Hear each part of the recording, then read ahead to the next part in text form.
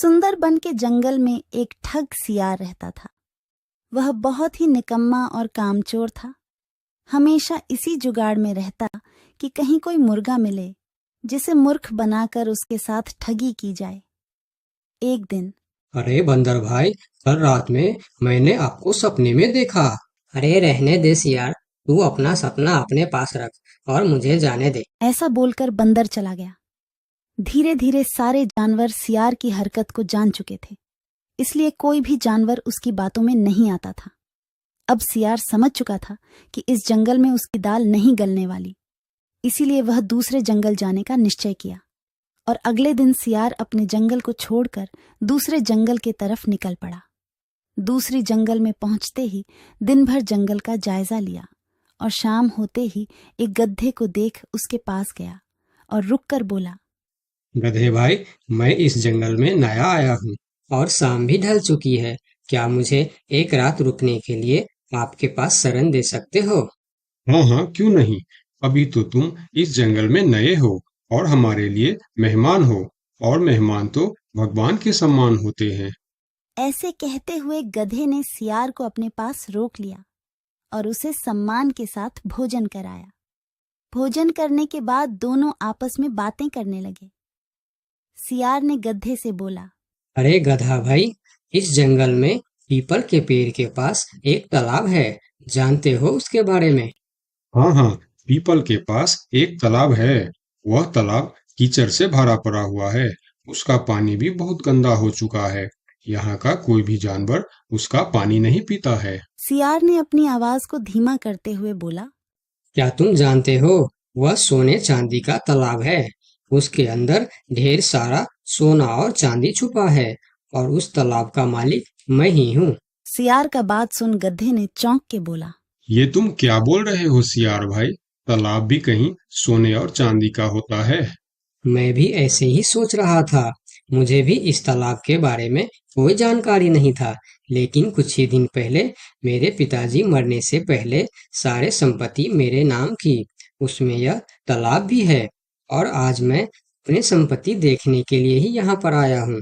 यकीन नहीं होता तो यह थैली में देख लो, जो मैंने अभी इस तालाब से निकाला है। सोने के गहने निकालकर गधे को दिखाया, जो उसे ठगने के लिए उसने अपने साथ लेकर आया था। गहने को देखकर गधे को सियार के बात पर विश्वास हो गया और बोला, अरे हाँ, ये तो सचमुच सोने चांदी का है। तब तो तुम बड़े ही भाग्यशाली हो, इसलिए तुम्हारे पास ये सोना चांदी का तालाब है। अब सियार मन ही मन खुश हो रहा था। उसे तो इसी बात का इंतजार था। गधा भाई, मुझे इस संपत्ति से कोई भी लालच नहीं है। मेरे पास मेरे जंगल में और बहुत सारे संपत्ति है, जो मेरे पिताजी ने मेरे लिए छोड़कर गए हैं। मैं तो यहाँ तालाब बेचने के लिए आया था। सोचता हूँ तुम भले जानवर दिखते हो, क्यों ना तुमको ही यह सब बेच दूं। मुझे, यानी यह सोने का तालाब मेरा हो जाएगा और मैं इस तालाब का मालिक बन जाऊंगा। बेचारा भोला भाला गदहा सियार की चिकनी चुपड़ी बातों में बहुत आसानी से आ गया और गधा सियार से सोने का तालाब खरीदने को तैयार हो गया। दोनों के बीच 4 सिक्कों का सौदा तय हुआ। ठीक है सियार भाई, मैं अभी जाकर हिरन के पास से 4 सिक्का लेकर आता हूँ। मेरे पास अपना घर न होने के कारण मैं अपनी सारी कमाई हिरन के पास ही रखता हूँ, और जब भी मुझे जरूरत पड़ता है मैं उससे ले लेता हूँ। ठीक है गधे भाई, लेकिन ध्यान से, जंगल में किसी को इस बात का पता नहीं चलना चाहिए, वरना जंगल के सारे जानवर मेरे पीछे ही पड़ जाएंगे।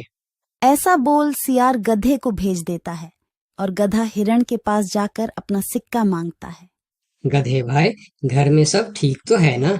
आज आपको अचानक से 4 सिक्कों का क्या जरूरत पड़ गया? अरे, वह अपने जंगल में जो तालाब है ना, मैं उसे खरीद रहा हूँ। तालाब खरीद रहे हो? क्या करोगे तुम तालाब खरीद के? तालाब का तो पता नहीं, लेकिन उसमें जितना सोना चांदी है वह सब मेरा हो जाएगा। तालाब में सोना? ये तुम क्या बोल रहे हो भाई?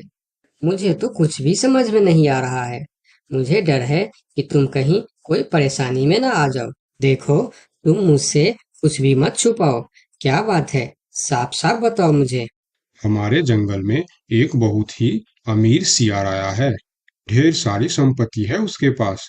और तो और हमारे जंगल में जो तालाब है ना, जिसे हम लोग गंदा नाली समझकर उसका पानी भी नहीं पीते हैं, उस तालाब में ढेर सारा सोना और चांदी है।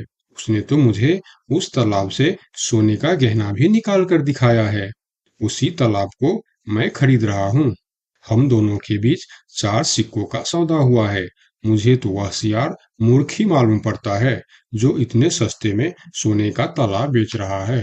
मूर्ख वो नहीं, मूर्ख तुम हो। भला तालाब भी कोई सोने चांदी का होता है? अरे गधा भाई, तालाब से पानी निकलता है, सोना नहीं। मैं भी ऐसे ही सोच रहा था, परंतु उसने मुझे सोने निकाल कर भी दिखाया। गधे भाई, मुझे वह कोई ठग मालूम पड़ रहा है, जो तुम्हारे आंखों में धूल झोंक कर तुम्हें झांसा दे रहा है।